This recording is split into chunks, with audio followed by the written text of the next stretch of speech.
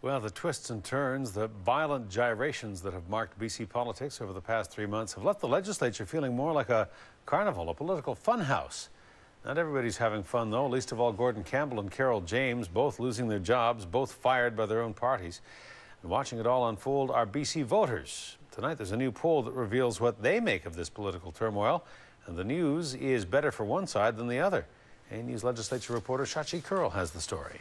It's not always popular to do what you think in your heart is right. Did turfing their leaders pay off for the BC Liberals or the NDP? It's been just over a month since Gordon Campbell was told he couldn't continue as premier, taking the hit for his decisions around the HST. Carole James was done in by her own caucus, a public bloody mutiny that saw her walk the plank on Monday. But what do voters make of it all?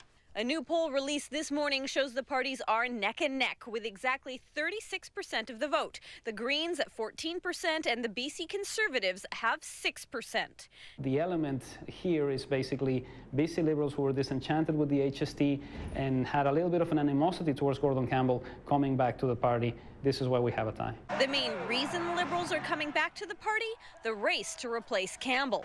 Christy Clark, who's been a candidate for just a day, tops the list, earning the support of 41% of BC voters.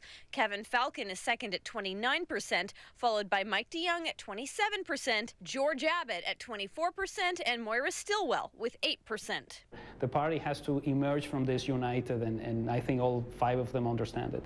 So that's how the Liberals fare, but how did the New Democrats make out so soon after the coup that toppled their leader? Well, it depends on how you look at those poll numbers. At 36%, New Democrat numbers are essentially flat.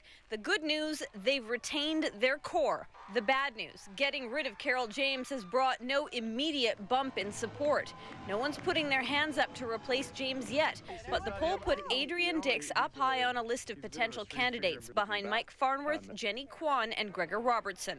Dix says this isn't the time to think about leading himself. I was hopeful, and I believe that Carole James would have been a great premier of BC. And worked very hard with her to make that happen. I was very proud to serve in her caucus. So, I mean, that was Monday, so it's too early to say. The online poll was conducted Tuesday and Wednesday this week among 804 randomly selected BC voters with a margin of error of 3.5%. In Victoria, Carole, A News.